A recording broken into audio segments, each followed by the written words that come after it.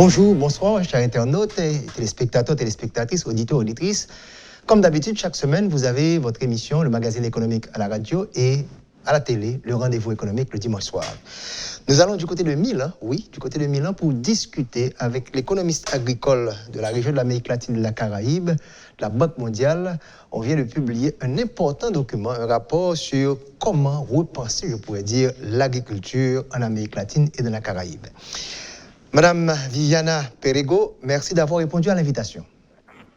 Merci à vous pour m'avoir invité. Bonjour.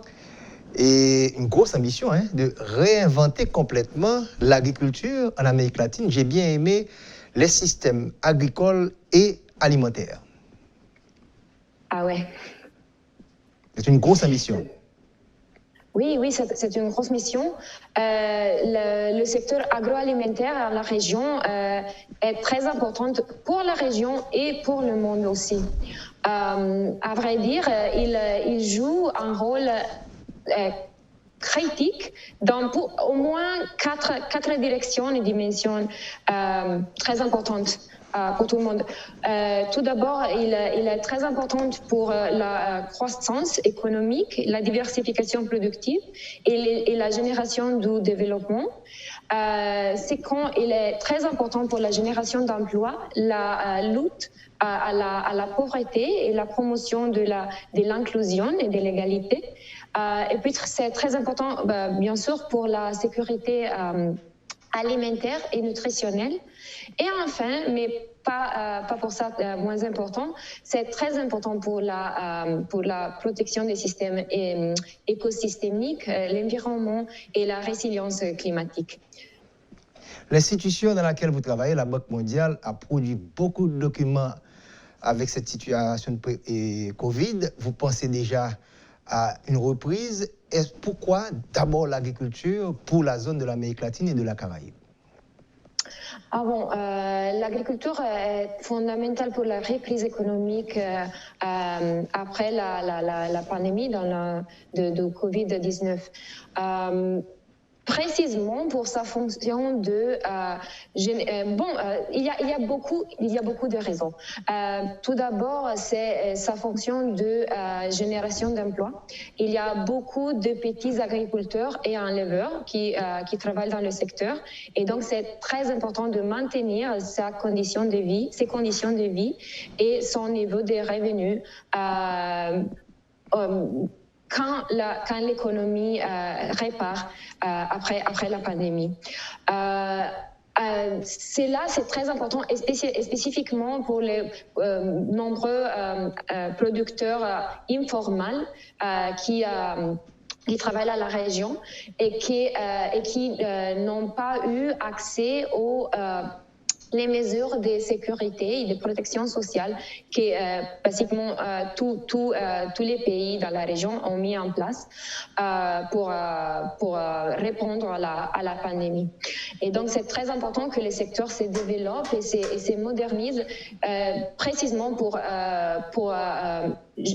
arriver à ces producteurs-là et pour assurer que tout le monde puisse partager dans la reprise.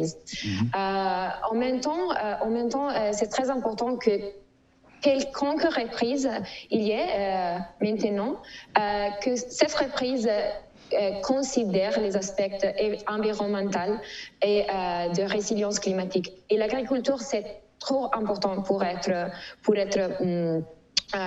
mise en une place qui n'est pas de priorité dans la reprise. Si vous pensez, ce que nous voyons dans notre rapport est que l'Amérique latine et les Caraïbes ont hébergent 57% des forêts primaires elles sont du monde, un tiers de toutes les espèces végétales du monde, et ils sont la source entre 40 et 50% de la biodiversité mondiale.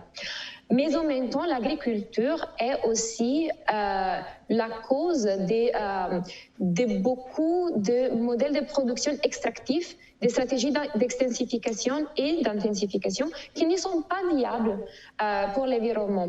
Si vous pensez que l'agriculture et l'élevage sont les responsables de presque 70% de la conversion des habitats régionaux et qui en même temps produisent la plupart des émissions des gaz et des carbone.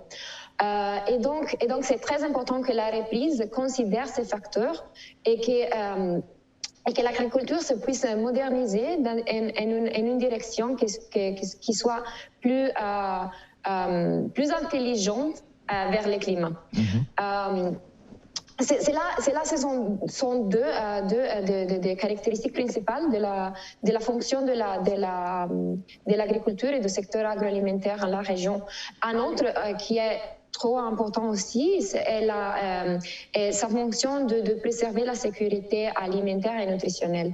En Amérique latine, on voit qu'il y a un problème qu'on appelle les trois problèmes de la nutrition. Il y a en même temps la présence de sous-alimentation, d'obésité et surpoids, et en même temps de faute de micronutriments essentiels pour les régimes alimentaires. Et l'Amérique latine, par exemple, voit que plus ou moins tous les pays, il y a plus que 40% de la population qui est surpoids ou obèse. Et cela comporte tout type de conséquences pour la santé et la vie de la population latino-américaine et des Caraïbes. Tout à fait. Je crois que de cette mise en contexte, vous avez bien répondu au point, à savoir, comme vous l'avez si bien dit dans le livre, l'agriculture demande une attention particulière. Mais comme économiste agricole au niveau de la région, vous savez, ce n'est pas une région homogène. On peut aller d'un pays comme le Brésil de plus de 8 millions de kilomètres carrés, l'Argentine 3 millions, le Mexique près de 2 millions, et les petites îles de la Caraïbe, chez nous en Haïti seulement 27 000 kilomètres carrés, donc c'est tout à fait hétérogène. Il y a l'aspect des latifundia, les grands espaces et les petites exploitations. Dites-nous comment vous avez pu quand même, dans ce rapport, pu réaliser ce benchmarking, cette comparaison avec des espaces aussi différents. C'est une très bonne question. En fait, ce que les rapports emphatisent est que chaque pays doit mettre en place des trajectoires de reprise et de modernisation qui sont très spécifiques dépendant de la condition géographique, socio-démographique, économique de chaque pays et politique aussi. Comme vous disiez très bien, il y a une hétérogénéité cruciale dans la région et des conditions très, très différentes. Et donc, ce que le rapport essaie à faire est de donner des directives, des suggestions et des propositions générales qui, après, vont être appliquées à la spécificité de chaque pays. Par exemple, ce que je vous disais avant sur la nutrition, je vous disais que la région voit beaucoup de pays avec des problèmes très importants de l'obésité et de le surpoids. Mais par exemple, en Haïti, pour parler de votre pays, on voit que la situation c'est très différente. Car on a, par exemple, 49% de la population est sous-alimentée. Tandis que dans la région, Amérique latine et Caraïbes, seulement la moyenne est de 5%. Et donc, vous voyez que c'est 10 fois plus haut le problème de sous-alimentation. Et même par rapport à votre voisin, la République dominicaine, là-bas, la sous-alimentation est de 13%. Et donc, vous voyez, chaque pays a ses défis et ses conditions spécifiques qui doivent être approchées avec une attention particulière aux conditions présentes. À part l'aspect d'espace physique, à savoir les grandeurs, et vous avez déjà entendu comme économiste agricole, allant de la terre à la table. Et on va avoir également ces grosses différences entre l'agriculture, je pourrais dire, très primaire, jusqu'à une agriculture extrêmement moderne, extrêmement avancée. Donc, il y a plusieurs catégories de pays dans la zone également? Ouais. Vous avez lu les rapports. Pour préparer l'émission, tout au moins. Oui, non. Le rapport cherche à faire une distinction avec deux types de pays qui dépendent du système agroalimentaire prévalant dans les régions. Les rapports distinguent entre 3 types de systèmes alimentaires. Le premier est un système traditionnel. On voit que dans ce cas, il y a une prévalence de l'agriculture primaire, comme vous disiez, une production atomisée avec de petits producteurs qui n'ont pas de chaîne chaîne de valeur. Chaîne de valeur, oui, merci. Des chaînes de valeur très longues. Il y a une prévalence de marché local, des niveaux de production très traditionnels et pas d'intégration avec les acteurs de la chaîne de valeur. Dans l'autre côté, on a les systèmes, ce qu'on appelle intégrés, qui est basiquement le contraire de ce que je vous ai décrit avant. Par exemple, ici, on a des chaînes de valeur très longues, très intégrées, avec beaucoup de liens entre les différents acteurs. Il y a une prévalence, pas une prévalence, mais un développement et une sophistication plus intense des services agroalimentaires et de la manufacture et fabrication d'aliments et de produits agroalimentaires. Il y a une intégration aussi avec le marché international, qui soit régional ou mondial, mais il y a un facteur très important dans ce cas. Et puis, il y a une présence plus forte des technologies dans la production, dans la commercialisation et dans toutes les activités qui forment la chaîne de valeur. Et puis, dans les moyennes, on a le système un peu mixte qui voit une présence des éléments des deux cas extrêmes. Ce que le rapport emphatise, pourtant, est que chaque pays peut voir la présence des 3 types de systèmes alimentaires. C'est pas que chaque pays, un pays soit seulement traditionnel et autre pays soit modernisé ou intégré. Dans chaque pays, il y a une coexistence des différents types d'expériences.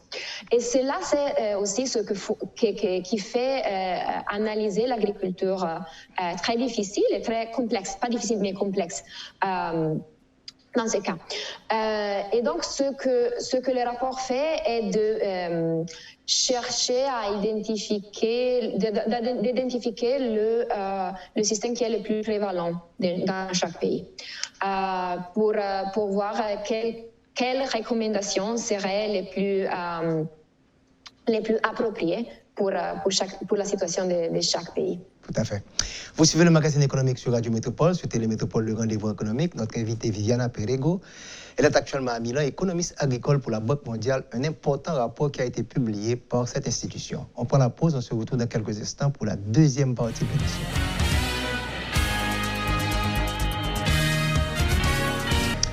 Vous suivez le magazine économique sur Radio Métropole chaque dimanche 3h et sur Télémétropole, le rendez-vous économique le dimanche soir à 7h.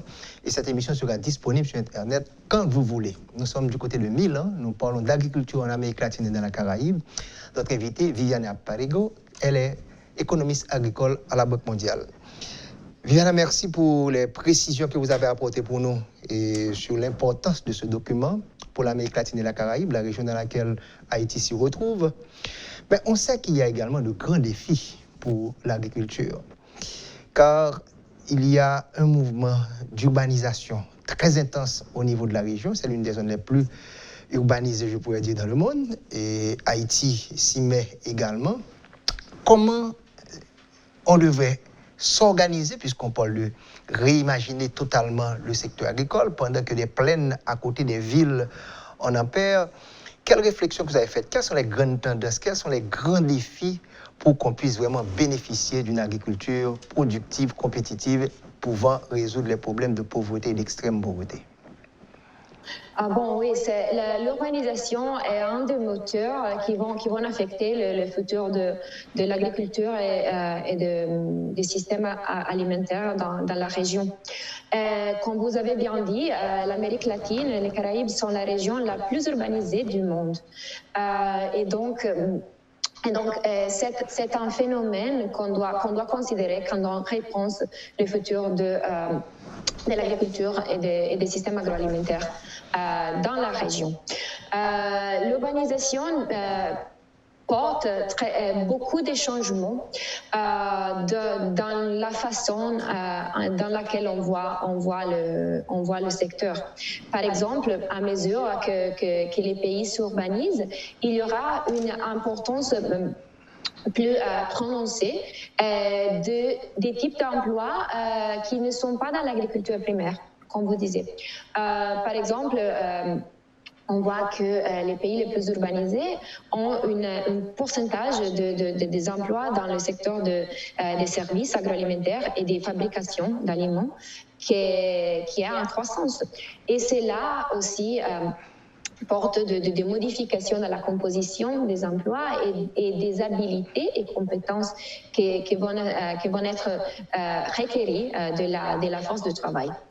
En même temps, l'urbanisation porte aussi des changements dans les préférences et les habitudes du consommateur. Par exemple, il y a des changements dans les tendances alimentaires dans la région. Maintenant, la consommation d'aliments préfabriqués et préparés dehors de la maison est en train d'augmenter aussi. Et cela cause des problèmes pour les régimes alimentaires de la population aussi, et qui doivent être considérés pour le futur du secteur. Yep. En même temps, il y a aussi des phénomènes de congestion urbaine et de conséquences du point de vue ambiental aussi et des émissions climatiques aussi. Et cela pose des défis nouveaux quand on doit aborder cette question. Une solution que les rapports proposent est le développement des systèmes d'économie circulaire, qui est une nouvelle façon de repenser l'agriculture. On passe d'un modèle linéaire. Donc, on utilise les ressources pour la production, puis on vend les produits, on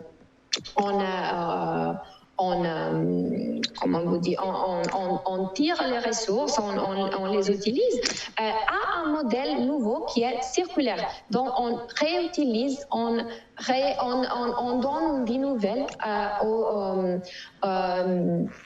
à toutes les ressources qui s'utilisent dans la production. Il y a une secret alors. Pardon? Il y a une secret, donc on tourne autour. Mais et le mouvement migratoire que vous avez dénoté à partir de ce qui se passe, parce qu'il y a des jeunes qui laissent le secteur rural pour aller vers les villes, vous en parlez tantôt, et quel impact ça va avoir sur la productivité agricole lorsque ce sont des gens peut-être qui sont beaucoup plus vieux qui restent et qui essaient de produire pour envoyer dans les villes? C'est très important. C'est une très bonne question. On voit que la population agricole et rurale est de fois en fois plus âgée. Les gens, comme vous dites, sont en train de migrer aux villes, mais c'est pas certain qu'ils y vont trouver des emplois qui soient plus rémunératifs ou plus ou meilleurs dans beaucoup de cas. Et c'est là, comme vous dites, cela a des implications pour la productivité et le futur de l'agriculture en la région. Par exemple, une chose qu'on essaie de faire est de rappeler, d'attraire les jeunes au secteur rural et de la production primaire aussi. Cela,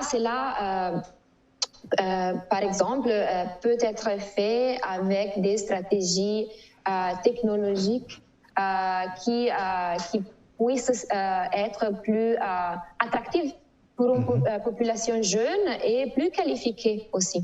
Pendant que vous y êtes, parlant de technologie, et aujourd'hui on parle de smart agriculture, à savoir l'agriculture intelligente, mais si il n'y a pas un investissement dans l'éducation au niveau des agriculteurs, comment on va intégrer ces technologies qui sont utilisées aujourd'hui comme plateforme pour favoriser le e-commerce, le e-business? Comment vous avez trouvé ça, l'intégration des technologies au niveau de la région? C'est une autre excellente question. La problématique avec la diversité d'accès aux technologies et à l'alphabétisation digitale et technologique est absolument centrale dans les discours ici. Dans la région, on voit que l'accès aux technologies est très très inégal. Il y a des divergences par rapport à la géographie, au sexe, à l'éducation. Et une question très importante que vous avez mentionnée est spécifiquement celle de différents niveaux éducatifs. Par exemple, les technologies émergentes pourrait être complémentaire à une force de travail qualifiée. Mais en même temps, elle pourrait substituer une force de travail moins qualifiée et moins prête à utiliser les technologies qui sont en train de changer notre façon de repenser l'agriculture. Et donc, qu'est-ce qu'on peut faire? Tout d'abord, on doit investir dans l'éducation des jeunes et les curriculums. Voit que dans la région, les curriculums éducatifs doivent être modernisés pour que la force de travail du futur puisse utiliser cette technologie et puisse aussi développer les capacités, les compétences pour pouvoir travailler avec ces technologies. Mais ce n'est pas seulement une question d'éducation, c'est seulement une question d'accès et d'infrastructures technologiques. Dans beaucoup de pays, on voit que, par exemple, il y a une divergence abysmal entre les secteurs urbains et ruraux du même pays. Dans les grandes villes, tout le monde a accès à Internet, tout le monde sait utiliser un ordinateur, tout le monde a accès à une connexion confiable. Puis, on voyage une heure dans la partie rurale, la partie rurale du pays. Et bon, c'est le désert. C'est le désert. On n'a pas la possibilité de faire un appel téléphonique. On peut pas absolument se connecter à l'internet. C'est là est un problème parce qu'il génère aussi des problématiques d'exclusion. Qui pourraient être renforcées si on n'intervient pas pour changer les choses. Donc, si vous parlez de réimaginer, de réinventer, restructurer, repenser l'agriculture, donc là, je pense que le secteur public a un rôle fondamental à jouer. Nous parlons maintenant de gouvernance. Qu'est-ce que vous avez trouvé dans les recherches que vous avez réalisées au niveau de la zone, les interventions publiques, les dépenses publiques vers le secteur agricole, les politiques agricoles, les politiques et comment intégrer tout ça, les politiques technologiques, de santé, d'éducation. Comment se trouve la zone aujourd'hui avec ces grands défis? Les dépenses publiques ici aussi, il y a une hétérogénéité assez importante dans la région. Par exemple, on voit que les dépenses publiques pour le secteur agricole dans l'Amérique latine et les Caraïbes, en moyenne, on atteint dans les derniers 3 ans en moyenne 8% de la valeur ajoutée agricole de la région. Mais si on va un peu au-delà de nombres en moyenne et on regarde l'hétérogénéité des pays, on voit qu'il y a des différences très fortes. Par exemple, Haïti n'a dépensé que 1 ou 2% de sa valeur ajoutée agricole pour le développement du secteur. Donc pour le PIB d'Haïti, c'est seulement 1 à 2% de dépenses publiques. Oui. Yep. Non, la dépense publique le PIB. Pour le développement du secteur agricole est égale aux 2% de la valeur ajoutée agricole du pays. Ah d'accord, je comprends. C'est pas total, c'est pour le secteur agricole spécifiquement. Exactement. Qui est extrêmement faible par rapport aux autres pays, c'est ce que vous voulez dire? Par exemple, dans les Pérou, la moyenne c'est 8%, par la région en général. Mais par exemple, en Pérou, cet pourcentage c'est de 26-27%. Et par exemple, en Trinité et Tobago, c'est 58%. Donc vous voyez, il y a des différences assez importantes. Tout à fait. Vous suivez le magazine économique sur Radio Métropole, sur Télémétropole, le rendez-vous économique. Nous sommes du côté de Milan avec Mme Périgot, qui est économiste agricole au niveau de la Banque mondiale pour la zone de l'Amérique latine et la Caraïbe. Nous analysons un dossier extrêmement important pour Haïti et le reste de la zone. On prend la pause, on se retrouve dans quelques instants pour la 3e et la dernière partie de l'émission. Vous suivez le magazine économique sur Radio Métropole chaque dimanche 3h et sur Télémétropole, le rendez-vous économique. Cette émission sera disponible sur Internet. Nous sommes du côté de Milan pour parler de rapport de la Banque mondiale sur l'agriculture en Amérique latine et dans la Caraïbe. Donc, on va, Mme Périgot, se concentrer maintenant sur Haïti pour terminer. Donc, vous avez déjà donné quelques informations. On a pu voir dans le document qu'Haïti a près de 18 à 20% du PIB total, ce que l'agriculture représente pour ce pays. Et 50% des emplois se retrouvent également dans ce secteur. Haïti a le niveau le plus élevé, on pourrait dire. Mais, vous l'avez dit tantôt, bien qu'Haïti se concentre dans l'agriculture, près de 49% des sécurités alimentaires comptent seulement 5% dans la région. Les pays comme le Brésil, l'Argentine, qui ont un poids agricole également au niveau de leur économie, c'est beaucoup plus faible. Et pourquoi pas, restons avec la République dominicaine, c'est moins de 10%, que ce soit en termes de PIB ou encore en termes d'emploi. Comment peut-on expliquer qu'Haïti puisse se concentrer sur l'agriculture et que la performance ne soit pas au rendez-vous? Bon, vous avez donné toutes les réponses. Hein. J'ai bien lu, hein? J'ai fait mon devoir. Vous avez fait mon devoir, oui, bien sûr. Et donc, l'explication, ça dépend. Une chose que je tiens à mentionner est que je travaille par la région. Je ne suis pas une experte sur Haïti. Et mon collègue dans les bureaux de Port-au-Prince ont beaucoup plus d'informations de la situation spécifique d'Haïti et des défis les plus importants pour le pays. Mais il faudra repenser vraiment à Haïti parce qu'on peut mettre beaucoup de ressources et ne pas avoir des résultats. Non, mais pour revenir à votre question, la situation de chaque pays est définie pour son histoire, ses conditions socio-économiques, la composition, comme vous disiez, de la force de travail, la spécialisation de son économie dans un secteur plutôt que l'autre. Ce que les rapports cherchent de faire n'est pas d'expliquer pourquoi la situation est celle qu'elle est, mais il veut montrer quelle est la situation. C'est le point dont on va partir pour repenser le futur de l'agriculture. Et donc, si le pays a une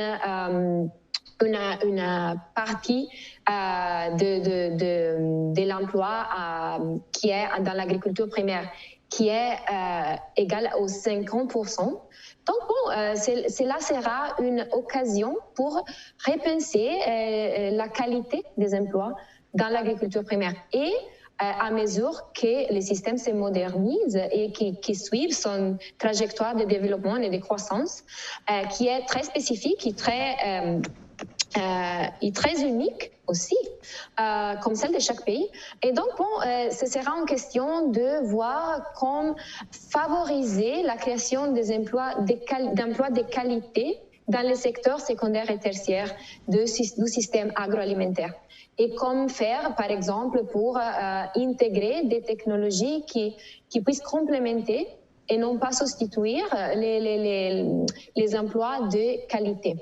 Ou autre question que vous avez posée, c'est celle de la sécurité alimentaire. Donc, bien sûr, on voit qu'il y a un problème de sous-alimentation dans le pays. Cela, c'est une opportunité, car quand on connaît un problème, on peut proposer des solutions. Et cela, c'est le développement d'une agriculture qui soit plus sensible à la nutrition et une diversification productive vers une production qui puisse alimenter la population haïtienne. Et le même se passe pour la résilience climatique. On voit que dans la région, on a beaucoup d'exemples des succès dans l'agriculture climatiquement intelligente. Donc, c'est un modèle à répliquer ou à adapter aux conditions spécifiques du pays. Mais surtout, dans une vision de développement continu et d'une façon qui soit inclusive et climatiquement et ambientalement intelligente. Je vois également que vous avez établi une relation dans le rapport entre l'agriculture et la croissance économique, et comme vous dites, une croissance beaucoup plus inclusive, et les exportations également. Mais dans le document, le tableau, Haïti exporte très peu, la République dominicaine plus de 30%, les pays comme le Brésil et l'Argentine, c'est vraiment des secteurs extrêmement importants pour leur économie. Qu'est-ce qu'on peut faire réellement pour que l'on puisse avoir non seulement une satisfaction de la demande locale, mais dégager un surplus, car on a besoin des devises pour équilibrer soit la balance des paiements ou encore le taux de change? Bon, pour cela, je crois que mes collègues dans les bureaux pourraient savoir beaucoup plus de ce qui pourrait être l'avantage comparatif de l'agriculture haïtienne en comparaison aux autres pays. parce que on ne doit pas s'oublier que les commerces internationaux est justement une question globale. Et donc, c'est une question de voir où l'agriculture haïtienne a un avantage qui puisse être utilisé pour promouvoir les exportations haïtiennes. C'est vrai qu'Haïti exporte peu en comparaison à d'autres pays, mais cela ne doit pas être comme ça dans les futurs. Mais c'est une question de créer les conditions pour la croissance et le développement du secteur. Par exemple, et ici aussi, vous m'excuserez, je ne suis pas une experte, mais quelque chose qu'on a vu être très important, c'est l'entourage pour la création en général, dans la région, mais dans le monde aussi. C'est un entourage pour l'initiative commerciale et l'entrepreneurialité. On dit ainsi, je sais en français, l'entrepreneurialité l'entrepreneurship. Oui, merci. De business, de l'agriculture. Par exemple, c'est une question de créer l'infrastructure, les politiques, les incentives et aussi la force de travail qui puissent supporter une telle transformation du secteur. Comme vous savez, l'agriculture, c'est un secteur politique extrêmement sensible. Vous êtes italienne, européenne, vous connaissez l'importance des subventions. Ce n'est pas différent en Amérique du Nord, aux États-Unis, avec les fermiers. Vous avez utilisé un tableau pour faire une différence entre support au prix par rapport aux dépenses publiques. Finalement, qu'est-ce qui est préférable? Qu'est-ce qui peut aider les petits pays comme Haïti? Est-ce que c'est de donner des supports au prix, des mécanismes de prix, ou encore de faire des investissements au niveau des dépenses publiques pour que l'on puisse créer un terrain plus ou moins égal pour tout le monde? Les choix politiques dépendent beaucoup de gouvernements, des États et des niveaux d'ambition et des priorités de chaque pays. Et donc, c'est pas facile. Aussi, il y a beaucoup de questions d'économie politique et de priorités dans chaque pays. Et la composition de tout et l'interdépendance de ces questions est très unique pour chaque pays. Donc, je ne peux pas être prête pour commenter sur la situation d'Haïti. Mais par exemple, les rapports identifient des actions proposées qui pourraient aider la transformation des systèmes agroalimentaires dans la région. Il y a 4 types différents d'actions. Et qui varie dépendant de son niveau d'ambition et de risque aussi. Il y a des actions qui sont c'est plus facile qui sont indispensables, on peut dire comme ça, qui sont indispensables pour favoriser la modernisation et le développement du pays. Par exemple, cela serait renforcer la recherche agricole ou moderniser l'infrastructure agrologistique ou aussi par exemple, développer les marchés financiers ruraux ou promouvoir la sécurité de l'alimentation. Mais aussi, il y a des actions qui sont un peu plus stratégiques et qui pourraient aider une transformation plus radicale des systèmes du pays. Par exemple, pour revenir à votre question, une grande on peut dire, des actions qui pourraient changer la donne en transformant le système agricole et alimentaire de la région pour être, par exemple, le découplage de l'appui à la production agricole et de la production des biens spécifiques. Et cela a été démontré être une action qui peut apporter des avantages et des incentives non pas distorsionnés à la production agricole. Mais voilà, c'est une action assez radicale. C'est pas facile d'introduire une action comme ça. Et donc, on peut pas le faire sans considérer tout l'entourage socio-économique et sociopolitique politique de chaque pays. Donc, qui veut dire que c'est un écosystème assez difficile à mettre en place et à maintenir également, car il y a les intérêts des petits producteurs et connectés peut-être à des grands producteurs urbains. Il va y avoir l'aspect environnemental, vous avez pris ça en considération parce que le gaz qui est produit en quelque sorte, ça peut avoir un effet climatique et il faut également le secteur public pour que toute la chaîne de valeur, qu'il y ait les biens publics, les routes, l'électricité. Donc, comment mettre tout ça en place? Est-ce qu'on est très en retard au niveau de la région, bien qu'il y ait des disparités entre les pays? Mais qu'est-ce qu'il faudrait faire dans les petits pays de la Caraïbe où nous sommes très petits pour pouvoir soutenir non seulement la production pour diminuer l'insécurité alimentaire dans le cas d'Haïti et arriver à exporter pour obtenir des devises? Ça, c'est pas facile vraiment à mettre en place. Non, vous avez raison, c'est pas facile. C'est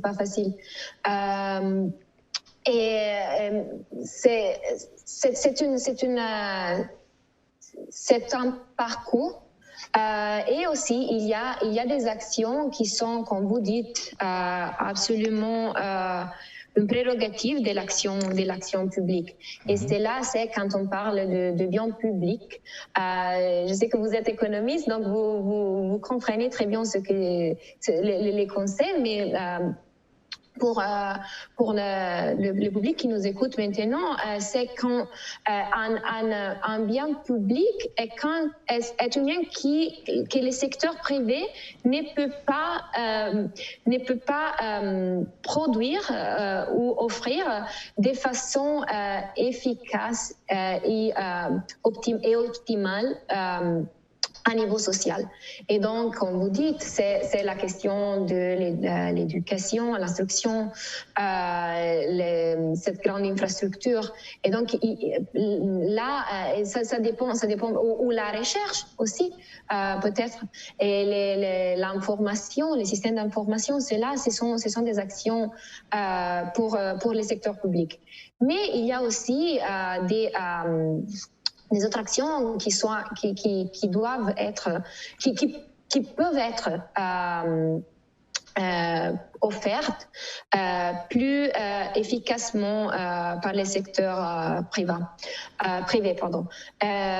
Et c'est une question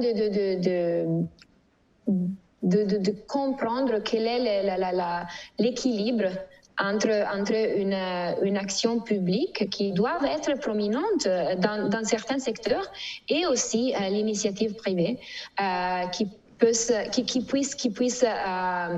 accompagner ce parcours et ce travail. C'est un partenariat public-privé extrêmement important. On doit produire de manière efficace et efficiente. Ça, c'est l'aspect économique. Il faut que le secteur public puisse s'y mettre également pour supporter des dépenses qui sont nécessaires, parce que dans le secteur rural, et vous l'avez dit tantôt, on a tendance à négliger les routes, les infrastructures, et finalement, la dernière partie, l'environnement, la durabilité. Donc ce triangle doit être posé pour des petits pays ayant tellement de priorités. Et chez vous, en Italie ou encore en Europe, c'est beaucoup plus facile de parler d'économie verte, de changement, mais pour nous, en Haïti, la survie, c'est d'abord le premier élément. Est-ce qu'on a pris ça en compte dans le document? Non, vous avez raison. Les pays plus petits ont des défis qui sont très uniques. très uniques et qui les rend totalement différents des économies qui sont plus grandes et plus intégrées. Il y a des défis structurels. Par exemple, une échelle productive plus petite, comme vous disiez, et des coûts logistiques et d'intégration et de commerce qui sont très spécifiques, et spécifiquement pour les pays des Caraïbes. Il y a aussi des défis fiscaux, justement parce que les économies sont plus petites. Et donc, il n'y a pas assez d'espace fiscal pour certaines actions un peu plus agressives. Et puis, enfin, il y a des défis sociaux qui dépendent aussi du fait d'avoir une population plus petite. Et donc, la diversification productive pourrait être plus difficile aussi. Mais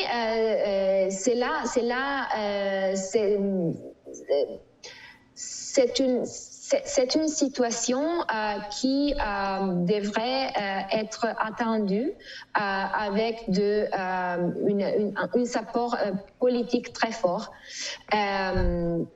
Et justement, par exemple, pour faire face à ces défis et spécialement pour en ce qui concerne les défis de l'environnement aussi, que vous avez mentionné. Madame Perego, on va terminer en disant d'abord le premier point. Vous avez souligné l'importance de la recherche et surtout de supporter la recherche au niveau du secteur agricole. Et ensuite, on a pu voir, en regardant la chaîne de valeur, de la pré-production jusqu'à la consommation, que l'agriculture, ce n'est pas simplement l'affaire des agronomes ou encore des producteurs agricoles. Il y a le management, qu'il soit public, mais également le management au sens de transformation, de sortie de l'agriculture primaire pour aller vers l'industrie, l'agro-business et ensuite vers les services. Donc, on voit qu'il y a beaucoup d'acteurs qui doivent entrer dans les systèmes agricoles et, je pourrais dire, alimentaires. Oui, bien sûr. Il y a beaucoup d'acteurs, comme vous disiez. Il y a les grands producteurs, les petits producteurs, les emplois. Il y a le secteur public, les consommateurs et le producteur des ressources. C'est un écosystème très complexe et on doit et cela aussi témoigne la complexité de viser des politiques ou des stratégies de développement qui puissent vraiment faire que la trajectoire soit effectivement inclusive et qu'elle réponde aux situations qu'on passe dans chaque pays. Liviana Maria Eugenia Perego, merci beaucoup d'avoir, à partir de Milan, partagé ce qui est dans ce rapport, extrêmement important, non seulement pour la région, mais également pour Haïti. Vous avez un dernier mot? Non, seulement vous remercier pour l'attention et pour l'opportunité de vous raconter un peu de l'investigation dans ce rapport. J'ai beaucoup apprécié l'entrevue avec vous. Merci. Pardonnez-moi mon italien. Arrivederci. Arrivederci, c'est parfait. Ciao, merci encore. Bonne journée. Merci. Voilà. C'était là le magazine économique sur la Radio Métropole et sur Télémétropole, le rendez-vous économique. Ciao, à la semaine prochaine.